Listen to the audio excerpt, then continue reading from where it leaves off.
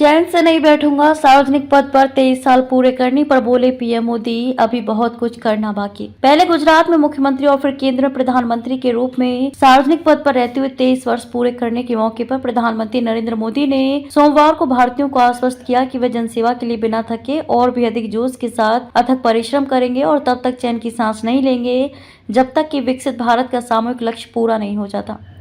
मोदी ने कहा कि पिछले कुछ सालों में बहुत कुछ हासिल किया गया है, लेकिन अभी भी काफी कुछ किया जाना बाकी है। उन्होंने एक्स पर कई पोस्ट किए, कहा सरकार के मुखिया के रूप में 23 वर्ष की अवधि पूरे होने पर मुझे आशीर्वाद और शुभकामनाएं देने वाले सभी लोगों का हार्दिक आभार। 7 अक्टूबर 2001 को मैंने गुजरात के मुख्यमंत्री के रूप में सेवा करने की जिम्मेदारी संभाली थी। ये मेरी पार्टी भाजपा की महानता थी कि उसने मुझ जैसे कार्यकर्ता को राज्य प्रशासन का नेतृत्व करने की जिम्मेदारी सौंपी।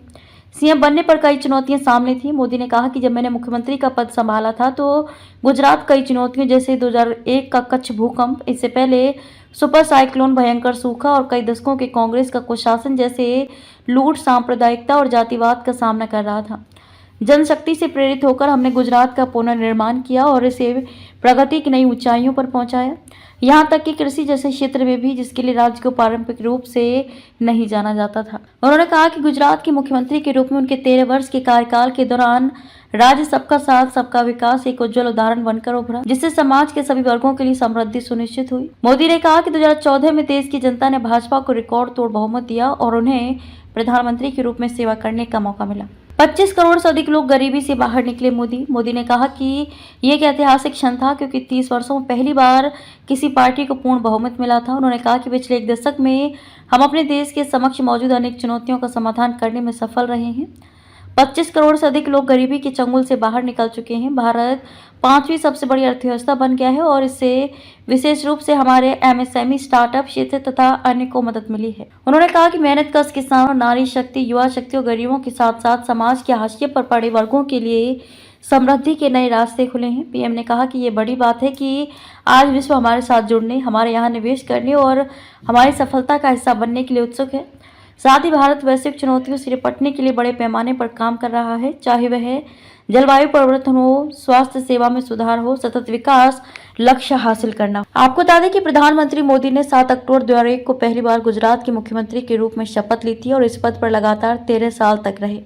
इसके बाद वे 2014 में देश के प्रधानमंत्री बने और गत जून महीने में उन्होंने लगातार तीसरी बार देश की कमान संभाली। राष्ट्रहित और जनसेवा को समर्पण का अद्वितीय उदाहरण।